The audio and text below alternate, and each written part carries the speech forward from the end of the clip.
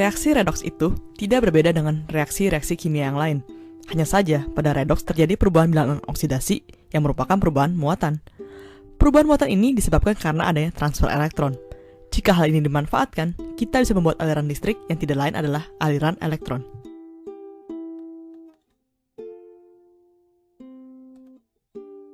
Sel volta adalah sumber energi listrik yang siap dipakai, tersedia dalam berbagai bentuk dan ukuran sesuai kegunaannya. Sel volta terdiri dari dua elektrode, anode dan katode, yang merupakan tempat terjadinya redoks. Kedua elektrode ini diletakkan dalam medium kimia tertentu yang berfungsi untuk mengalirkan elektron. Jenis baterai atau sel volta pada umumnya ada baterai seng karbon, merkuri, litium, dan nikel kadmium. Sel volta selain baterai adalah sel akumulator atau biasa disebut dengan aki. Sel ini berbahan dasar timbal, di mana anodenya adalah logam timbal dan katodenya adalah timbal oksida. Kedua elektrode ini dicelupkan ke dalam larutan asam sulfat 10%.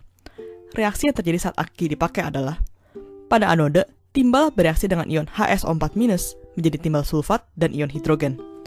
Pada katode, timbal oksida bereaksi dengan ion hidrogen dan ion HSO4- menjadi timbal sulfat dan air. Potensial dari sel ini adalah 2 volt. Untuk mencapai 6 volt diperlukan 3 sel. Jika aki telah dipakai, aki bisa diisi ulang dengan arus listrik searah.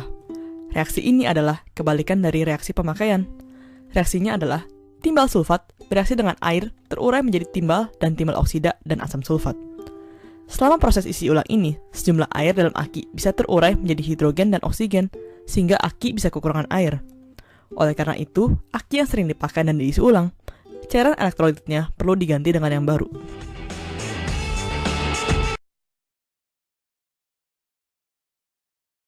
A car is as good as dead without the electric energy from the battery. Not only does a car battery generate enough juice to start the motor, it actually makes its own when the motor runs. That's because this plain-looking box accomplishes two diametrically opposed functions using exactly the same ingredients. It generates electricity and it accumulates electricity.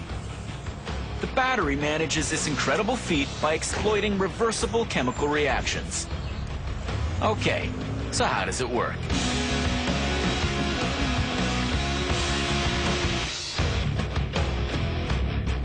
A car battery has a positive and a negative terminal. They're connected to the car and send a flow of electrons to power the wipers, headlights, radio, air conditioning, and most importantly, the engine starter. Inside the battery are 6 small energy-producing units called cells. Each cell has 2 sets of electrodes.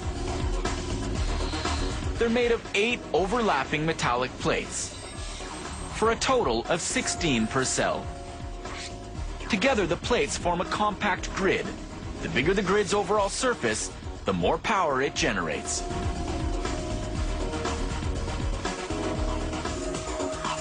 The positive grid, covered in lead oxide, carries electrons in. The negative grid, covered in lead, releases electrons. The plates soak in a chemical bath.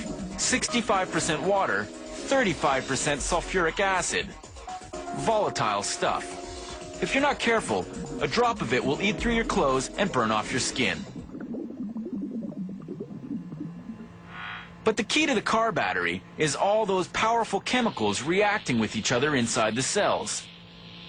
Reactions repeated as the battery drains. The bath of water and sulfuric acid acts as an electrolyte, a substance that conducts electricity.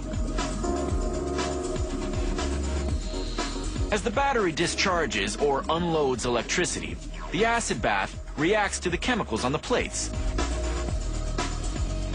The lead covering one cell grid and the lead oxide covering the other.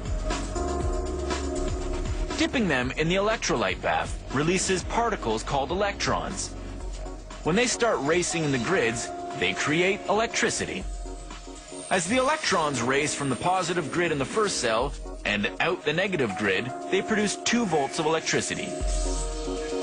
The lead and lead oxide covering the electrodes have been chemically transformed. And when the electrons from the first cell zoom into the second cell, they pick up another 2 volts, for a total voltage of 4. By the time the electrons charge out of the 6th cell, they have a combined voltage of 12. That's a fully loaded car battery with enough juice to power the starter and crank the engine. Once you've squeezed out all the juice to start the motor, the fuel system takes over and keeps the motor running. The car's alternator takes over the rest of the electrical chores. Time for the battery to juice itself back up. It recharges by reversing the chemical reactions. Electrons coming from the car's alternator now enter the battery through the negative grid of the cells and come out the positive side. The chemicals on the grids go back to normal, and the battery is recharged and ready to put out another 12 volts of electricity. That is, unless you happen to leave the car lights on overnight. In that case, the chemical reactions move in one direction, draining the battery, which never gets a chance to recharge itself. The inevitable result is a dead battery.